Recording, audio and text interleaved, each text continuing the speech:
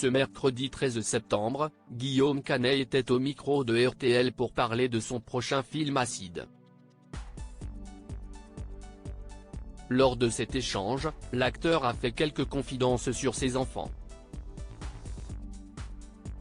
Guillaume Canet et Marion Cotillard filent le parfait amour depuis 2007, et ce malgré quelques récentes rumeurs. Et le couple, qui était ami depuis une dizaine d'années avant de se mettre ensemble, a donné naissance à 2 superbes enfants.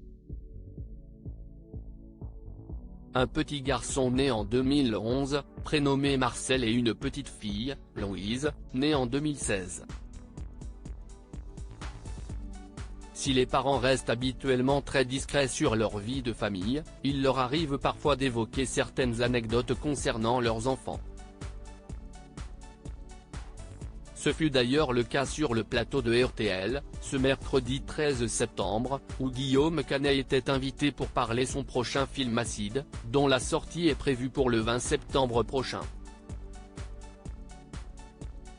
Ce long métrage relate l'histoire d'une adolescente de 15 ans qui doit tenter de survivre, avec ses parents séparés, à une avalanche de pluie acide. Ainsi, au cours de l'interview, Guillaume Canet a abordé le sujet du réchauffement climatique qui touche tout le monde, même ses enfants. D'après lui, les jeunes se sentent aujourd'hui beaucoup plus concernés par l'environnement et l'avenir de la planète que les générations précédentes.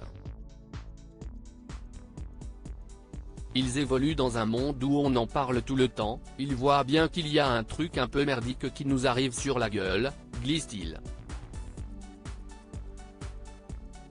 Guillaume Canet et Marion Cotillard se font engueuler par leurs enfants. Guillaume Canet a remarqué que ses enfants étaient, eux aussi, particulièrement sensibles à ce sujet.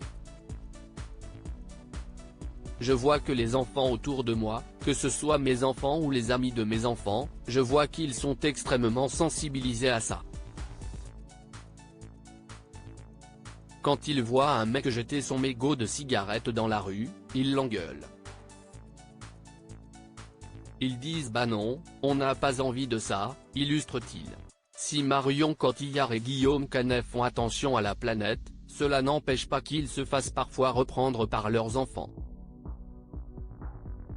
Ça peut nous arriver, confie le réalisateur de 50 ans.